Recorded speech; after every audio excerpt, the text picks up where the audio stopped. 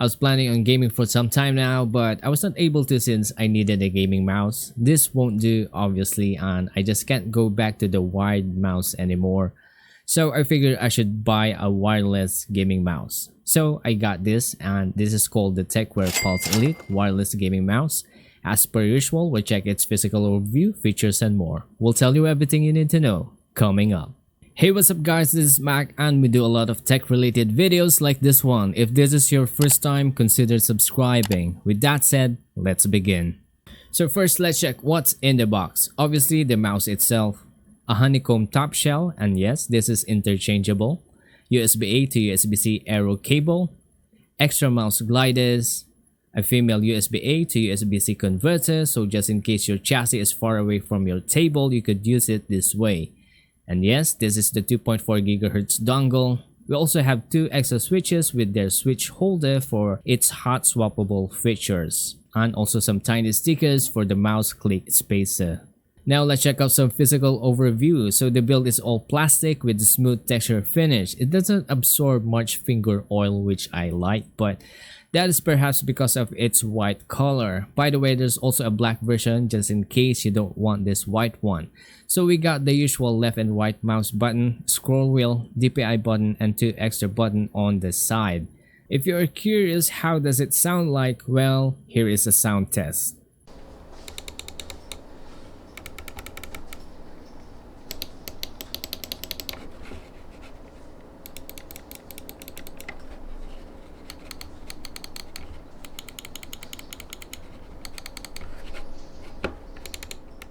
All of these 5 buttons are programmable in its own driver, and we'll talk more about it later.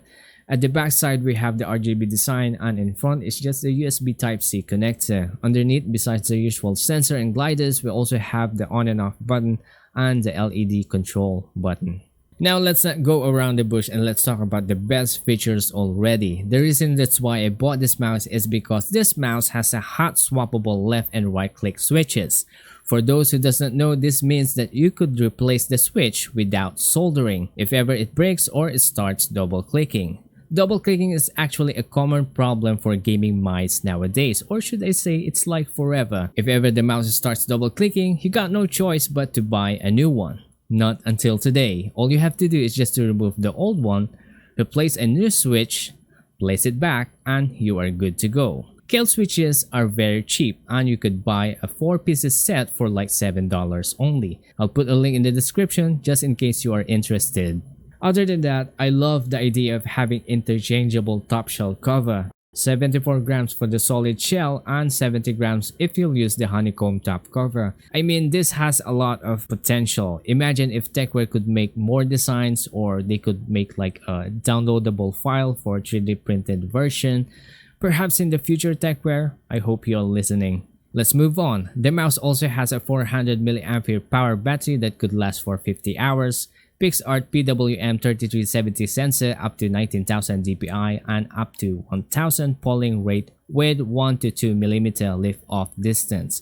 Before we move on to the driver, you could check this out for more detailed features. So this is the Tecware Pulse Elite driver, and it is very basic. We have 4 major sections, aka the lighting, DPI, parameter, and also the macro. So you could actually program all the buttons here accordingly depending on what game or workflow you are into. You could change the polling rate, RGB lighting presets, and RGB lighting speed. The RGB lighting presets only affects this part of the mouse, not the inside. So basically, if you want to change the colors of the logo, you have to go to the DPI section, click the DPI stage, and change the color on this side. So it's like 2 separate controls, which is fine I guess, but I was hoping we could both sync the color together.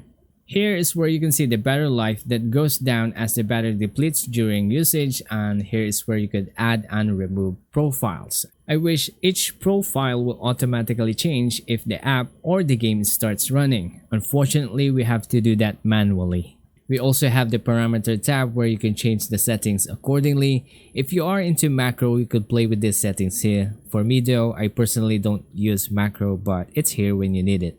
Now let's do some latency tests.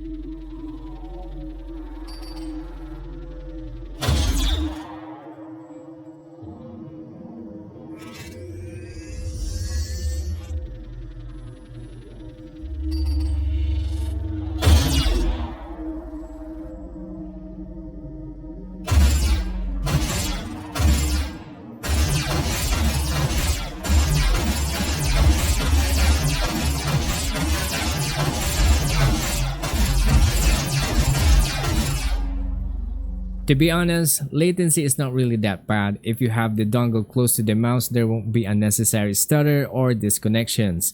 Obviously, the wired mode has more stable connection, but if you'll use the wireless mode, the latency is not really that bad, or it's not really that obvious in my opinion. Wireless is recommended for casual gaming, but for competitive one, I suggest use the wired mode. So in conclusion, the build quality is nice, and if ever the top shell breaks, we got extra honeycomb top shell cover to replace it.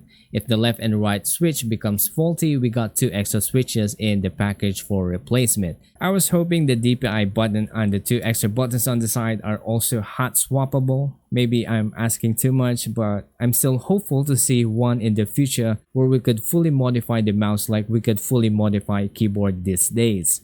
Performance wise, I see no issue at all. Clicks are responsive and it works as it should in whichever mode. Modifiable DPI, polling rate, and RGB makes the mouse easy for users to personalize the mouse for their work or gaming. There are several things that does not impress me at all. First of all, the battery life. Come on, 50 hours is just too short. I know you could turn off the RGB to prolong the battery life, but 50 hours is just too short for me.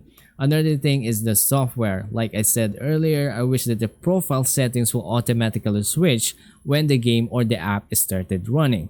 Having to manually change it every time is really an inconvenience, especially when you're already in the game and you have to go back to Windows just to switch the profile. Yeah, that's really annoying. Lastly, it's easy to lose this dongle. Maybe having a compartment inside the mouse will help, or you could just place it here and be done with it.